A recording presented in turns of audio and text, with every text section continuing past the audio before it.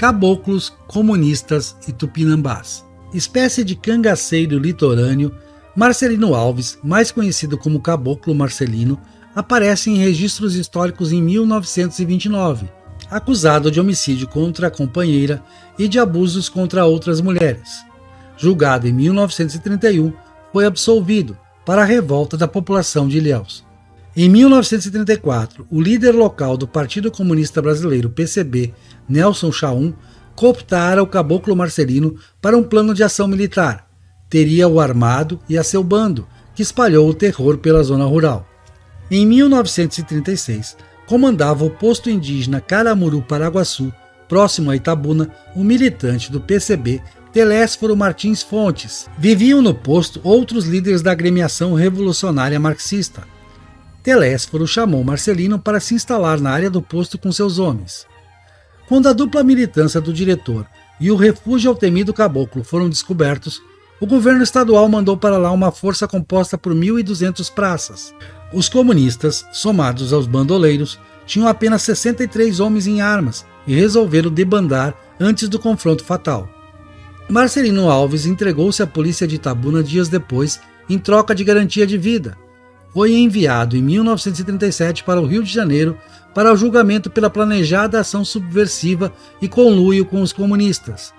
Por falta de provas, foi absolvido, retornando a Ilhéus no ano seguinte. Como não encontrasse boa receptividade na terra natal, sumiu logo depois sem deixar notícias. Várias fantasias foram aventadas para explicar o sumiço, nenhuma delas com base documental. Está em curso no século XXI uma campanha para transformar antigos moradores de Olivença, distrito de Ilhéus, na Bahia, em índios tupinambás, com os respectivos direitos, como, por exemplo, a ocupação gratuita de terrenos nobres à beira-mar, numa valorizada zona turística. ONGs, grupos políticos e a FUNAI mobilizam-se para fazer tal campanha virar apropriação de território historicamente ocupado pela agropecuária. Os argumentos são muitos, desde que não se toque na história remota, pois essa conta como os tupinambás foram parar em Olivença e o quanto os índios atuais são de fato tupinambás. As ONGs envolvidas na demarcação da reserva Tupinambá de Olivença elegeram o Caboclo Marcelino como herói popular, líder da causa indígena e símbolo da causa atual. Na verdade, Marcelino Alves nunca foi benquisto no distrito de Olivença e não consta que tenha invocado uma identidade tupinambá. A história documentada não autoriza nada do que pedem as ONGs e alguns índios modernos. Em 1559, não havia um único índio tupinambá vivendo na região de Ilhéus. Os nativos da região eram tupiniquins ou aimorés. Naquele ano, eclodiu uma revolta dos tupiniquins, que cercaram a vila, povoada ainda por europeus, africanos e mamelucos. Governava o Brasil, de Salvador, Mendes Sá, também proprietário então do Engenho Santana, o maior da capitania de Ilhéus. Sem demora, partiram em embarcações Mendes Sá, o capitão Vasco Rodrigues Caldas e numerosa tropa, composta exclusivamente por índios tupinambás do entorno de Salvador. Chegando ao teatro de guerra, desembarcadas as tropas, partiram ao ataque, encurralando o grosso das forças tupiniquins na praia de Cururupi, próxima à atual Olivença, obrigando-os a buscar refúgio no mar aberto. Uma vez na água, lançaram-se os tupinambás no encalço dos tupiniquins. Os tupinambás eram melhores nadadores e lograram matar a maioria dos nativos locais sem perder quase nenhuma vida.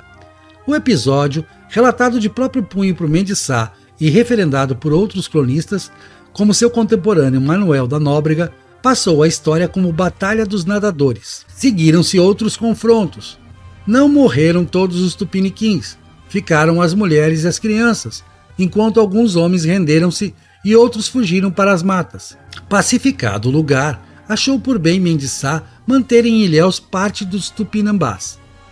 Foram esses tupinambás, a serviço do exército colonial português, os únicos tupinambás a colonizar a região de Ilhéus. Estando a serviço da coroa, portaram-se como os demais colonos da capitania, em igualdade de direitos, e muito provavelmente reproduziram-se com mulheres tupiniquins ou mamelucas, pois mulheres tupinambás não tinham vindo com a expedição punitiva. Se há algum tupinambá em Olivença ainda, será no mínimo 50% tupiniquim ou europeu. No início do século XVII, novo problema militar na capitania de Ilhéus. Dessa vez eram os aimorés a causar devastações aos colonos, ou supostas devastações, pois os relatos eram propositadamente exagerados. Nova ação do governo geral do Brasil. São enviados 1.300 guerreiros potiguaras diretamente da Paraíba para atuar na repressão aos aimorés. Os potiguaras são bem-sucedidos na campanha militar, mas a maioria deles não retorna à terra natal, permanecendo aldeada em Maria Guarda, na confluência dos rios que tinham foz em Ilhéus, para prevenir futuras vinganças dos aimorés. Há notícias não confirmadas por mais de uma fonte da venda de escravos guaranis por paulistas para a capitania de Ilhéus, além da possibilidade de camacãs mongoiós do sertão da Ressaca e outros indígenas terem migrado para a região. Ou seja, já no século XVII, o entorno da vila de Ilhéus, onde será fundado em 1680 o aldeamento jesuíta de Nossa Senhora da Escada de Olivença, era um caleidoscópio de povos indígenas aculturados e miscigenados. Em 1758, Olivença livrou-se dos jesuítas e foi transformada em vila, gerida por sua própria câmara, composta por moradores que não falavam tupi-guarani, mas português. Vestiam-se e comportavam-se como mamelucos, auto-identificando-se como caboclos. Para defender a tese pró-demarcação do território indígena de Olivença, a antropóloga Patrícia Navarro de Almeida Couto apresenta uma lista obtida no Arquivo Público da Bahia, datada de 1805, com os nomes, idades e estado civil de 62 pessoas da vila identificadas como indígenas de nação. Não diz o documento o nome da nação ou nações indígenas a que pertenceriam tais cidadãos do Reino Português, mas todos os nomes deles são portugueses. Cita ainda Patrícia Navarro relatos do príncipe alemão Wiedeneuw, de passagem por Olivença.